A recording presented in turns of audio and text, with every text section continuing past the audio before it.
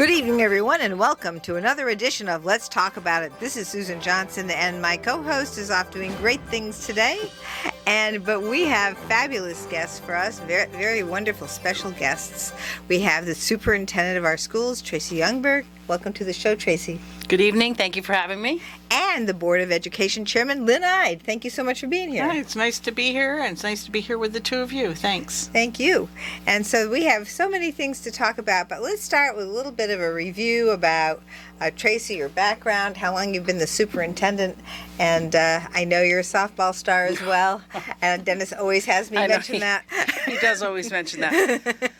So I'm closing in on 4 years as superintendent. I came to Windham as the assistant superintendent back in July of 2016, so almost 7 years. My background is I was an elementary education major, taught 5th and 6th grade for 12 years, and then started to sort of climb my way up through administration until I ended up here in Windham. So I'm happy to be here.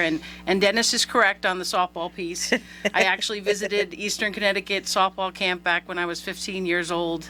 So I was in Windham as a teenager. I have no idea that I'd end up here where I am right now in my 50s. So. Well, wonderful. We're really glad that you're here, and we're very glad that you're a softball star as well. Yeah, that's really important. In the whole scheme of things, I see how that can be important. Well, it certainly is. I mean, we always talk about one of Dennis's favorite things is the Little League, working with the kids.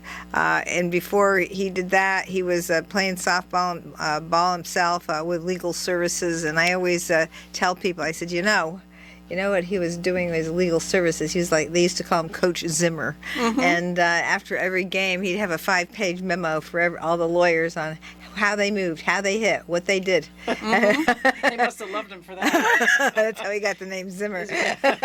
Well, I do think the sports thing is relevant in the sense that we do like to talk about running a school district as being a team sport.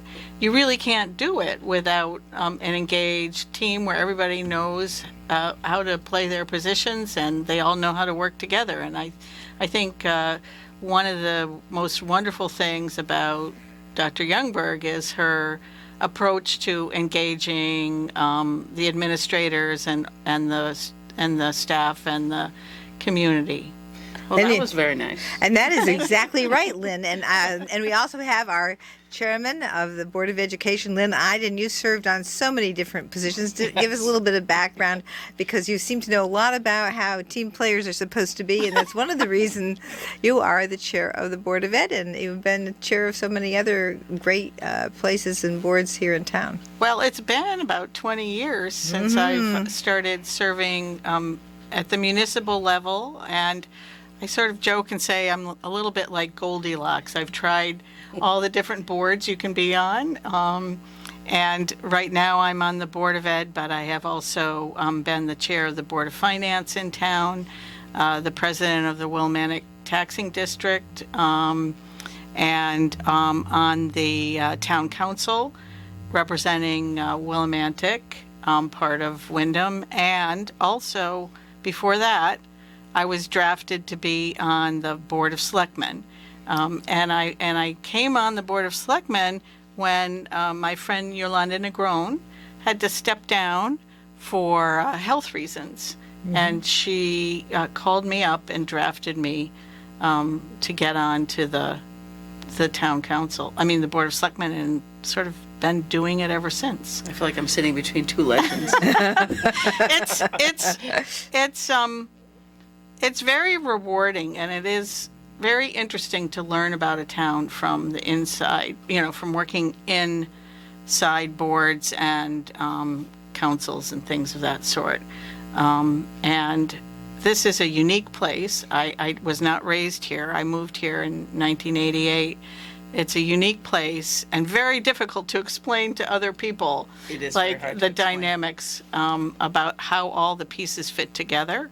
But it is a place with real heart, a community that people have real ownership over, and it's a little bit of a quirky place, and that's why I like it. It's small enough that there are possibilities to do things. It's not like a big city. I have worked as in my professional life in bigger cities like Bridgeport, New Haven, Hartford, and it is harder to get things done in a big place. In a sort of small town with a city component to it, this is doable here, I do think. Wow, that's really a great description, because I served on the council, which was the Board of Selectmen then, back for 3 terms, and but not 2 consecutive and then 1 later, and it really just serving in the town council, focusing on the Willimantic Service District, as opposed to being on the Board of Finance serving the whole town, or the Board of Education serving the whole town. It's a different perspective. But I don't think that, and I think that the charter change may help some of that, because now when people run and get the nomination, at least a couple of, don't quote me on this, but it's in the charter. Some people are town-wide. They're going to be running town-wide. That's exactly right. And so that will give a different perspective and maybe help people understand both service districts. So that is something that's very, very interesting. And when you get to the Capitol, you don't see anything like this. There's nobody else that has 3 police departments. Just saying, okay? Nobody else. I mean, we have the university police, we have the Willimantic police, and we have the state police in the villages. And we have 4 fire departments, 1 paid and 3 volunteers. And thank you all for your amazing work. Whether you're first responders, everybody. We have wonderful first responders, whether they're police or fire. It is an interesting thing, because I remember recently at the Board of Ed when we were talking about school safety. Exactly what it is. And you may want to talk about this, Tracy, how interesting it is, because you have to deal with all these different places, departments. So the school safety piece, we obviously want to continue to improve on school safety, and everyone hears the things that happen in the news that scare people, but we actually have some of our schools supported by the state police and some of our schools supported by the Willimantic Police Department, which is very unusual. Yes. To try to roll out, consistent protocols for how things are going to be handled when they don't handle them necessarily the same way, and they tell you that they don't. Right. So it is a very interesting thing to try to explain to parents. So. That is, and it's just one thing, one interesting thing about Wyndham/Willimantic. One of many. Yeah. And I will say that it is interesting because on the board, for example, we have people from 3 different political parties, and we have a very cohesive board. Yes. And people are working for the good of the students and the district, and I think that has a lot to do with the steady hand and the leadership of Dr. Youngberg and her administration, but also like trying to build trust and understanding among all the different players so we can move the district forward. Because we have it's not a secret that we have daunting challenges in this district. Absolutely. Well, that's one of the reasons that I have been sitting on the state Board of Education, not the board, but on the Education Committee in the legislature ever since I've been in the legislature, to try and make sure our education cost sharing system is equalized across the state, to make sure that all the things that I see here are being addressed statewide, because there are districts all over the state that have these issues. So whether it's students who have a home language that isn't English, that we have the highest percentage of here in this particular district, this is one thing that really needs to be looked at. And the country itself and the state itself, and I'm not just going to say Connecticut, but it is the whole country, hasn't really done a great job with multiple languages, and that is really something that we really need to look at. We need to have more people with more languages instead of fewer people. I know how it all happened, but I think it's time now, if you want an international economy, you have to have more than one language. And it's also good for your brain. It's absolutely good for your brain. And, we've just celebrated our 30th anniversary of the Compañeros program, which is our dual language program where students actually come out literate in both English and Spanish. And I know Lynn had children that All went through 3 the of my program. kids were in that program. So Yep. it's an amazing program. We've also started back in 2018 the one-way dual language program called Dos Rios. We believe deeply in dual language and would support anything that, want you to continue that work. And by the way, just Wyndham Public Schools appreciates everything that you do. Oh, thank you. Your Thank you. name is often, well, we'll just talk to, let's just talk to Susan Johnson. She'll help us out. So it comes up a lot. We do appreciate you. Well, I appreciate you, and I know the hard work that you're doing, and it's one of the things that I will continue to really be focused on, to make sure our school systems are treated very, very well, treated equally. Our state is getting better, much better, and I'm going to be working at making it even better than it is now. So, so we're very focused on that. I don't know if you've driven by the high school lately, but Yes, not every day, but almost every day, and it looks wonderful. And I'm very excited about the progress of the development. And I have to give the council, the Wyndham Yes. Council, credit for starting this. And the building committee. building committee And then going to the building committee, absolutely. Don't want to just stop at the council. but yes, this is something that is wonderful, and I'm very thrilled. So right now, today they actually opened the new front entrance to the high school, which is exciting. They're still working on all the pieces. We have some increased check-ins for our visitors that are going to be in place shortly, but the front entrance is open. And if you drive by now, you'll notice it looks very much like it's going to look when it's finished. It does. It's a starting- noticeable it's starting to difference. come If people through. haven't driven by, they Yeah, should so they should go come see by. it. And absolutely, if anyone wants to come in for a tour, we can arrange those, after hours. There are brand new classrooms and hallways and lockers and the whole building inside. Technology upgrades. Technology. It looks like a brand new space for the portions that are done, and we're still working on the other pieces. The Early Childhood Center is scheduled to move into their location within the high school in the summer of 2024, so a little over a year from now, so that's exciting. And if you've been behind the high school, there's a brand new turf field and athletic track. And you'll notice lots of large machinery because there's also, hills of dirt where the baseball and softball fields will be eventually. But it's really exciting, and we're very thankful to be in this position and hoping potentially for an elementary project coming up soon. So Okay, well, that's very exciting. I'm glad to hear. I see it. There's continuity across the front of the high school. Yes. It's very exciting to see that, and it looks very, very nice. I really like the way you selected the visuals, and of course, I've walked around the back, but I haven't really seen much because it's kind of like all the mountains of Yes, kind there's lots dirt of and construction things. going on. But what I've heard is the football field is a beautiful football field, and it's in excellent condition. it's brand new, paid for by ESSER funds, which is a nice way to invest the money to upgrade our facilities so that Wyndham can compete with other places. And people who don't know what ESSER funds, that's money Thank that we you, got Lucky. from the COVID crisis. Right. So That's right. Elementary and secondary school relief funds. I can tell you that on Friday, September 8th, I know it's a few months off in the distance, but that's our first home football game, and we're planning a special event, so we're going to invite many people to come Wonderful. to that, so you can mark your calendars All for the right. September 8th. That's going to be wonderful.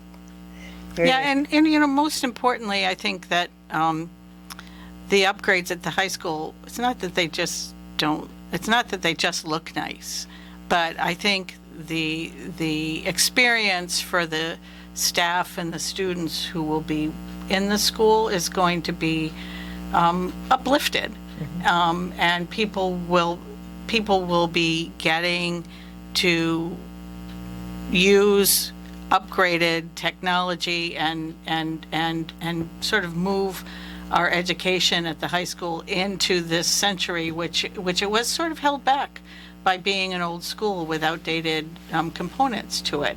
It was no reflection on the teaching and the students. It just, you can't do certain things if you don't have the resources Absolutely. to meet the needs of the students.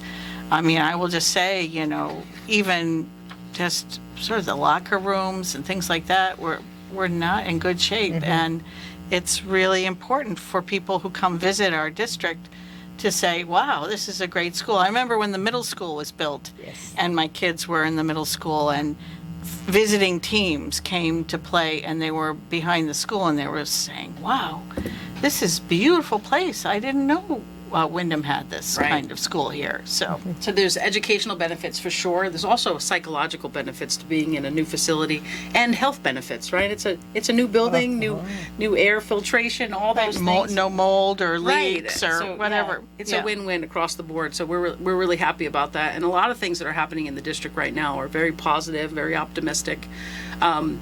The high school is like one example because the teachers and staff have sort of been living through the construction. It's a Renovate as New project, so they move around as the construction teams take over. But they've done an amazing job of being resilient and flexible. And our sports teams that have had to relocate all of their trainings to off-site locations. We've actually had more kids come out for sports in this last year than they have historically. Wow. So they're still excited about the things we have to offer them, even under those circumstances. And I know we're always go down that path of athletics, but on the flip side, for the arts piece in Wyndham Public Schools, we just had our first Student Arts Expo at the end of March. We had an elementary version and a secondary version. And the students came out and performed. They sang, they danced, they played instruments, and it was really exciting to see sort of this focus on the arts, which sort of balances out that the athletics that Wyndham has been historically known for a really long time, is having really strong athletic programs. To me, the arts and the athletics are just that way of getting kids engaged in, you want to come to this school, now we got to sit you down and get you the academic piece that you need. So it's all part of what we offer at Wyndham Public Schools, so it's very exciting. to It watch is all very play out. exciting, and it also goes to, I think, how you develop, right? If you have arts, you have access to arts, and you might be able to, pick up on some talent that you have, or with respect to sports, or both. I mean, these are things that help the students with their development, helps them figure out their interests as they move through their academic, performances. It's really something that helps them socialize as well, which is a big, big, big issue. I think one of the problems in society that we had, especially, I'm sure you're aware of during the pandemic, was the isolation aspect. And that really limits the socialization and the learned experiences people get from socialization. So having them isolated and then coming out of that is also having the arts, that sense of community, and then also with the sports. Both of those things will help relieve some of the difficulties that you see with isolation. We also, as a district, have been recognized for some of the initiatives that we've taken, and I, perhaps Dr. Youngberg, you'd like to share with the listeners, what we've been, highlighted at the state level for. Sure. So one thing we've been highlighted at the state level is we've done a big recruitment initiative because we're in the midst of a teacher shortage. And we've actually recruited a number of teachers from Spain this year, and we're recruiting from other countries moving forward. So they're Spanish speaking and they support our dual language programs. But the state recognized us as being a place that was being innovative in a time where there's, a teacher shortage. I know the CAPS conference, we went for the J1 visas, and it's escaping me now, the second reason. Do you remember? For the summer school. Thank you very much. Yeah. I knew it. Thank you. That's Yeah, so we are creatively recruiting teachers. In fact, we just heard a report this week at our board meeting about a trip down to Puerto Rico, Yes. which is not out of the country. I mean, those are U.S.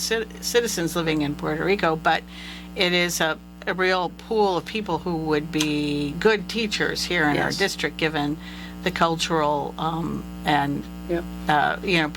prevalence of Latinx population here. But the summer Yes, the program summer is program. really Thank you for amazing. being my memory there. I appreciate that very much. We used our ESSER funds, those COVID funds, to provide an expanded summer school opportunity. And this may be the final year if we can't figure out how to fund it moving forward, but it's an expanded opportunity in that we've invited hundreds and hundreds of more children than we were able to afford prior to. It's a project-based summer school, so the kids actually are engaged in these really fun activities and they present their projects at the end of summer school. We have a K-5 component and a 6 through 8 component.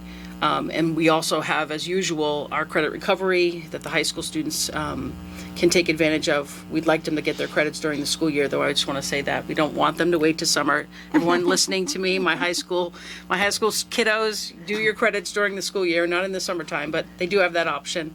And we run an extended school year program for our special education students, but we've really ramped up summer school as a key initiative in getting kids continually engaged in their learning during the summer months and then ready for school when they pop back to us at the end of August. Right, or and you September. should share how many students, I think it's like 500 students that have enrolled? Yes, right now we have a registration of 500 K to 5 students have registered. We think we have the staff to cover all of those kiddos if they show up. It's a very exciting. To me, it's one of those opportunities for kids to be doing, fun, engaging kinds of activities. And to be in a safe yes. environment over the summer. So it's 4 full days, Monday through Thursday, and then Friday is an early day, a half day for them to go and be kids in the summertime. So it's exciting. Well, that's wonderful. That's one of the things that I learned when I was on my first few experiences on the education committee is that break in the summer can really cause students to lose time. Summer and lose, slide. Yeah, exactly. And so this is a fabulous thing. Plus, again, it's getting around with your buds and doing things that are really And I'm sure really it helps important. working parents. Oh yes. Yeah, who might not know what to do with might not have the resources That's to send right. their child to a camp or things of that sort. Yeah, it gives them a real organized opportunity to learn and to socialize, which is just, I think that's just a great way to. And we to built the experience program as summer. if it were, I didn't mean to interrupt you. No, I'm you're sorry. fine. We built it as if it were a regular school day. So the kids Yeah. have art, music, phys ed. They have all the things that they would normally have during a school day during the summer. So good place to send your kids. I hope we can figure out a way to fund maintain that because, what you mentioned earlier, Susan, with so many young people in our nation struggling with social, emotional health, mental health, and being in a safe environment where they're getting food and care. It just seems a shame to have that go away for the 500 or so children that are taking advantage of it now. And other places doing this? There are a few other districts across the state that have come up with similar ideas, not exactly like ours, but they were also brought into the CAPS conference to share their ideas. So, Well, one of the things that we can do is we can spend some little bit of time over the summer to see what kind of a plan we can do for maybe the next cycle. I mean, we're proposing to get the full funding, and so far the bill for the full funding for our education cost-sharing grants are moving through the budget process. So it has been, it's voted out of appropriations. There's still more things to do with it, and there are things in there that I'd like to see. So that brings me over to some of the work that you were talking about with respect to special education, special needs students. I know we have a larger percentage of students with special needs than, say, some other districts, and that is another issue that I think that we should all be working on. yes, and that's one of the things that we talk about at budget time, about how difficult it is to actually project or predict what we might spend in special ed costs, because we do have a higher population of students with special needs, and we also have a bit of a transient population in that they move in and out of our town or city. Well, there's a lot of rental housing in Yes. town, so people are not staying necessarily through the full cycle. Correct. And when they move into town, we pick them up and we have to run with what their IEP says. And so it is a very costly thing, and we appreciate everything you're doing at the state to try to get those reimbursement rates where they need to be. Well, there is a sliding scale for it this cycle. Yes, we So, learned about it today. yes. Well, we knew about it, but we were talking about it today in our meeting with the commissioner. And so, yes, I'm very pleased. I've been honking that horn for a while, and I think that we need to organize all the school districts for the special ed, because while we may have a higher percentage, there isn't a school district in the state That doesn't deal with it, right? That's correct. You got that right, and that is absolutely the truth. So I think we're about ready to go to to hear a listen from our sponsors. This is Susan Johnson, and I'm here with our very, very special guest this evening, Tracy Youngberg, the Superintendent of Schools, and also Lynn Ide, who is the Chair of the Board of Education here in Windham. And we will be right back with more exciting information about Windham Public Schools right after these messages. Back, everyone. This is Susan Johnson. I'm here with our very special guest this evening, Tracy Youngberg, who is the Superintendent of Windham Public Schools, and Lynn Ide, who is the Chairman of the Board of Education of the Windham Public School System. Thank you both so much for being here. And Lynn, you have some special announcements to make. I just wanted to make sure that people in the community who were interested in supporting our graduating senior class at the high school, Project Graduation is a wonderful endeavor that is done every year by volunteers in the community, many of whom are parents of students who are graduating from Windham High or have graduated from Windham High or will be graduating from Windham High. And people want to make sure that the students have a safe opportunity that evening. And so Project Graduation raises funds to have a safe overnight activity the night of the graduation for the seniors. And they're going to be holding a show, a comedy show with 3 comic performers on April 28th at the Elks Club at 8 p.m. And tickets are on sale. And if people are interested, they can contact Susan Collins, and her phone number is 860-230-7277. That's 860-230-7277. If you'd like to get tickets, you can go on social media too and look at Project Graduation. It's pretty much all over the local social media feeds. Great. Thank you so much for that, Lynn. And that's such an important thing. And it's another way our students get to socialize. And it's a great project. And not every school does this sort of thing, but it's wonderful to keep the students safe and let them socialize and have a good time to celebrate all the work that they did to graduate from high school, which is a wonderful, wonderful thing. And so So thank while you, folks Lynn. are marking down their calendar for the comedian show, they can also mark their calendars for Tuesday, May 9th, which is our referendum for the Board of Education's budget. So I don't know, Lynn, if you want to jump in. Yeah, or well, the town and Board of Ed budget, and I'll let Tracy talk about it, but the polling places are the usual polling places in town that day on Tuesday, May 9th, and the polls are open from 6 a.m. to 8 p.m. that day, and we're urging Windham residents to get out and vote and support the town and the Board of Ed budget. Sure. So the Board of Education budget has moved forward through the Board of Finance at a 2.575% increase, which is actually, it's an increase, and I know people aren't always happy about that, but I want to remind everyone listening that we had 2 years in a row of 0% increases because we've been so reliant on the additional funds that came through after COVID or during COVID. So the increase 2.575 is moving forward. And all of that increase is really associated with the fact that everything costs more right now. We have increased healthcare costs, special education tuition costs us more, utilities cost more, gas for the buses and our transportation contract costs more.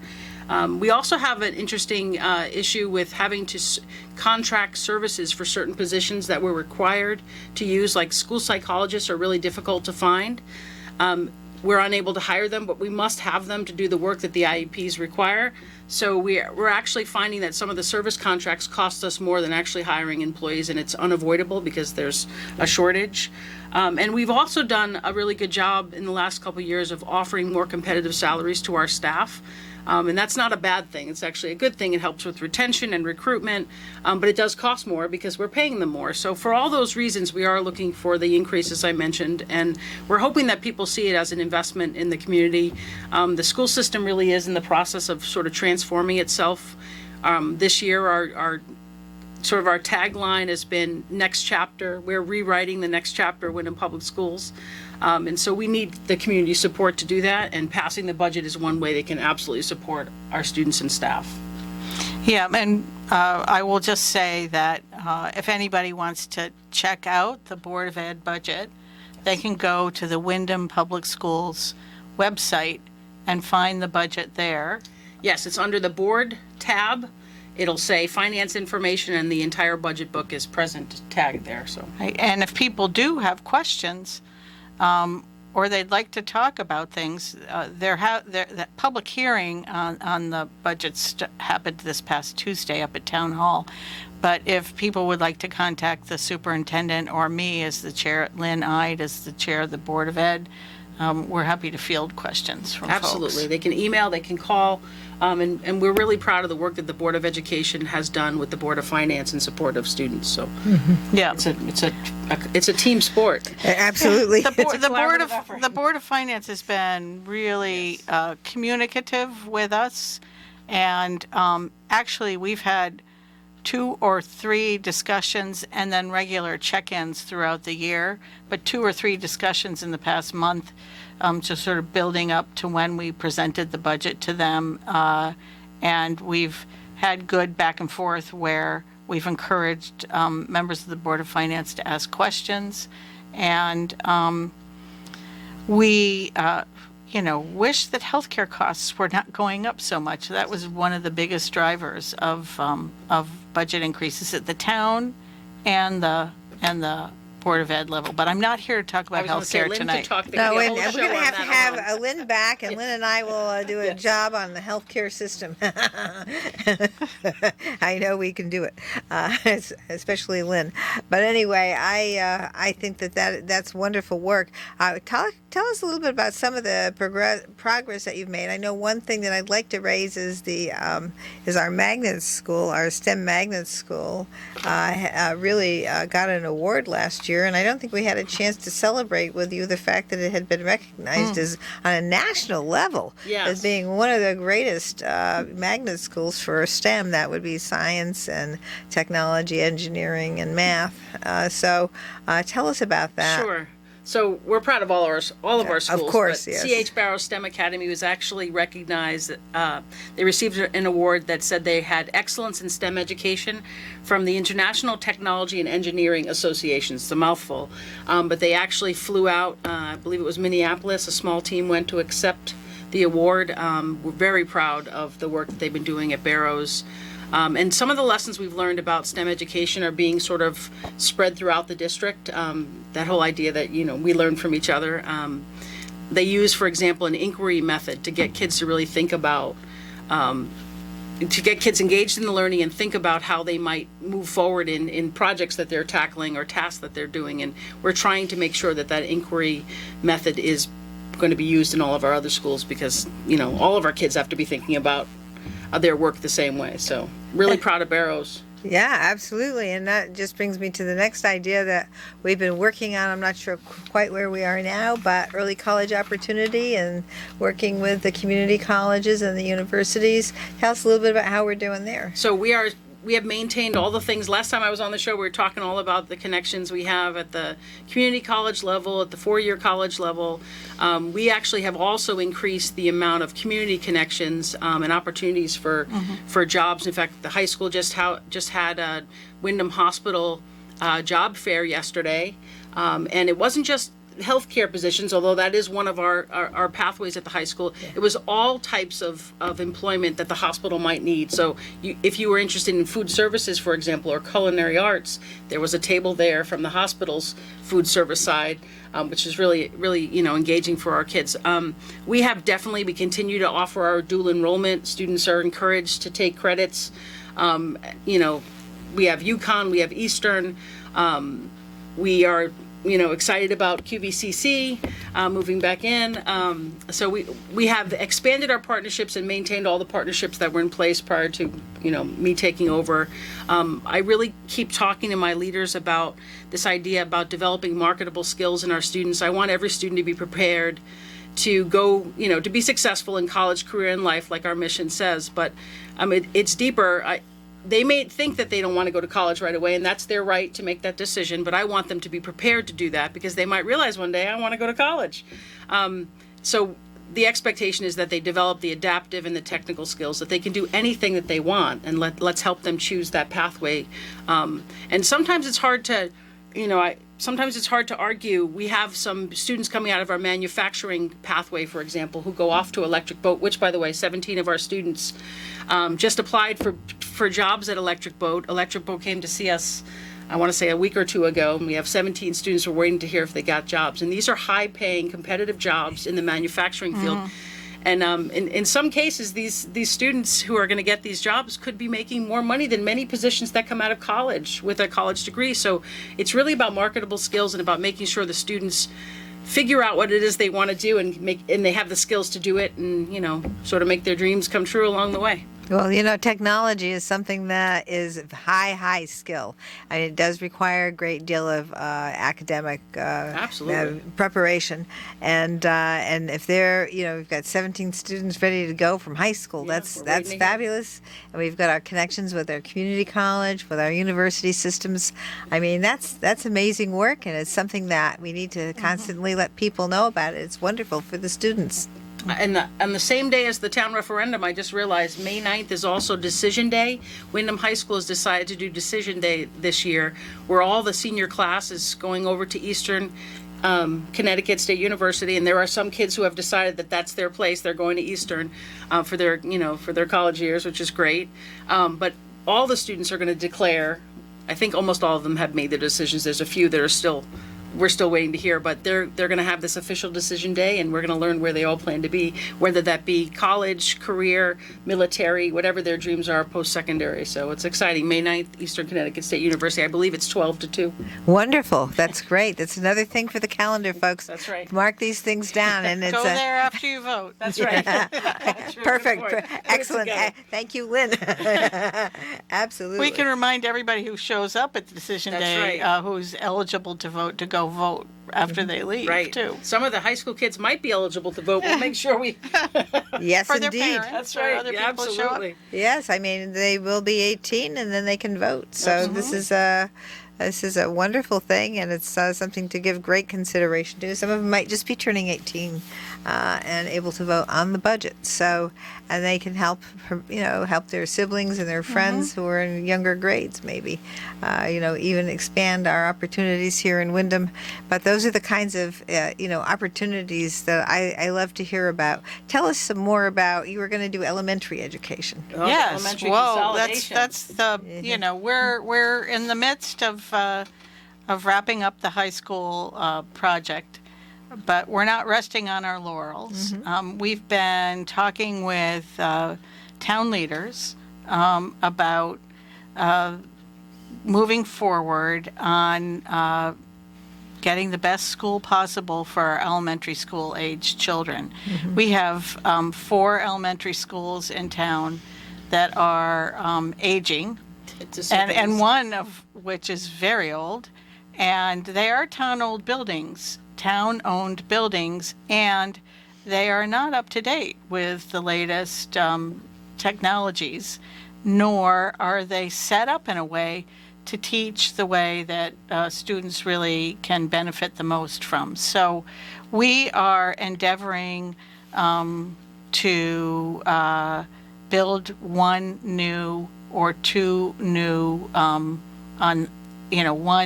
one new elementary school for grades kindergarten through 4 for the town of Wyndham, for all the students in our town who aren't at Barrows STEM Academy, to go to one school or 2 schools. We're thinking also maybe of doing one school dedicated just to dual language rather than renovating North Wyndham School. So we're starting to have discussions about that, and I'll let Tracy talk a little bit about why. Sure. So, enrollment in town, we have declining enrollment. At the same time, as Lynn mentioned, we have these aging buildings, and the cost of operating schools continues to go up. So Right. it's the perfect opportunity for us to consider whether or not now's the time to build. I personally think it is. I think, as I mentioned earlier, there's a psychological edge to being in a new building. It does something to the people there. We watched it happen at Barrows, and we're watching it happen at the high school as well. And we're right now in the beginning stages of having those discussions about where that building might be located. And like Lynn said, whether it will be one large elementary school, 2 buildings. It's really important that we consider how we're going to keep this building running. And so the access to town water and sewer is really important. North Wyndham is a beautiful elementary school, but it has some issues at being out in the Wyndhams in terms of access, the water, the wells, and the leach field, Septic the and- septic. Yeah, there's a whole lot of things happening out there that we would continue to have to deal with, and the town would continue to have to deal with if we were to do that. And there were some concerns about if we were to renovate one building and build another building, that wouldn't be equitable. And we want our dual language program and our unilingual program to be looked at in the same way. So we are really excited about the opportunity to even have the conversation. I had proposed to the board, I guess it was around COVID time, about how we might restructure the district. But at the time of my proposal, I never imagined that the town might be on board to this idea of building new. I think it's a great idea, and I'm hoping that these discussions take us to the next level, and we actually start. Right. I mean, one of the main reasons to do this is equity. Yes. We do have different perceived, people in the community have different perceived ideas about the different schools. We have people in the community who would prefer to have their child in one school or the other.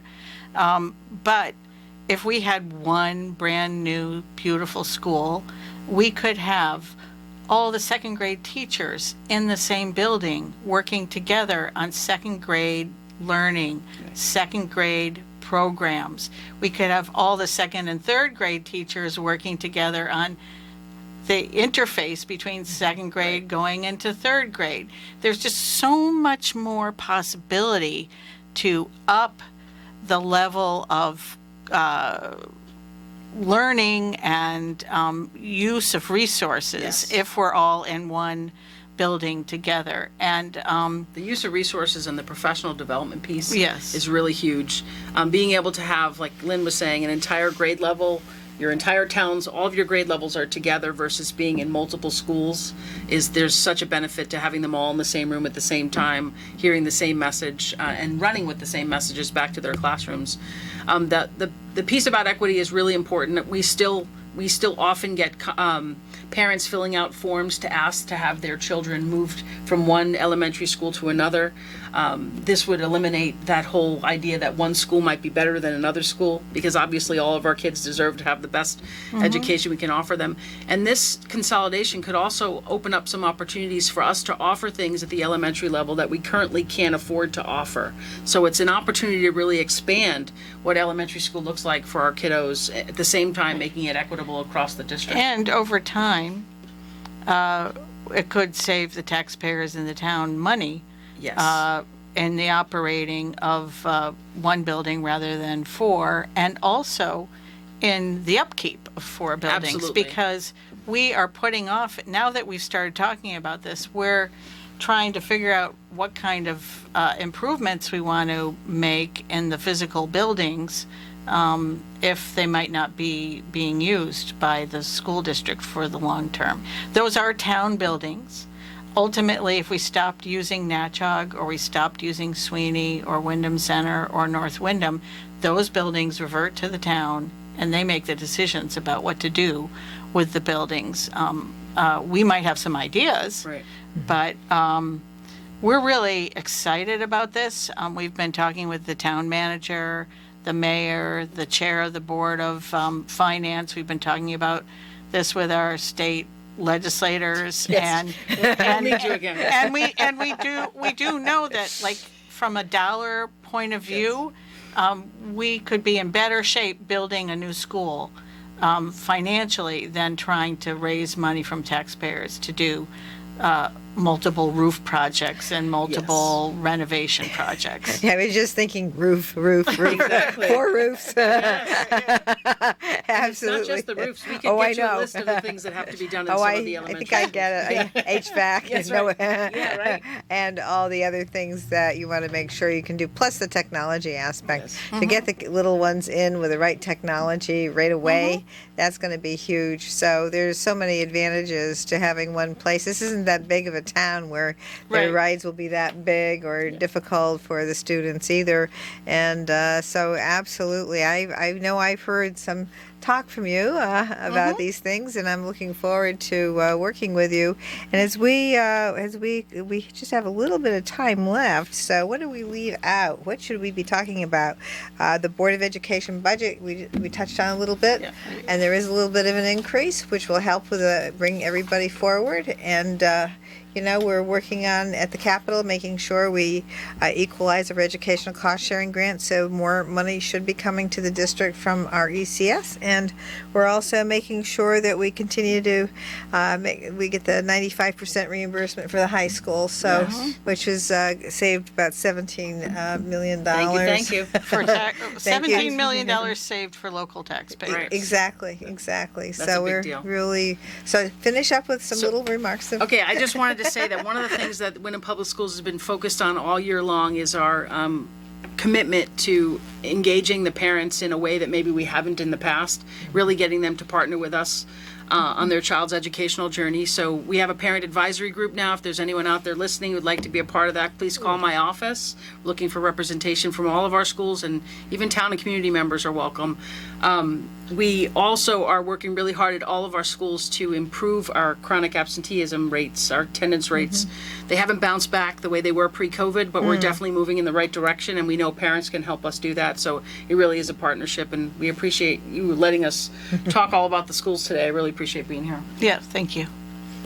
Lynn? No, I don't really have much to add, except that we're happy to come back anytime. Anytime. Well, we're Yes, happy. as this elementary school thing unfolds, we might want to come back, and because we're going to be wanting to engage the community Yes. on that. Absolutely. I can't thank both of you and all the people who help you on the Board of Ed and all the staff members that work with you, Tracy, and the parents who get together and work to make sure the kids are in sports and arts and doing all these other things. So thank you both for being on the show, and thank you both for your great, amazing work. This is Susan Johnson, and tune in next week for another great show. Have a great week.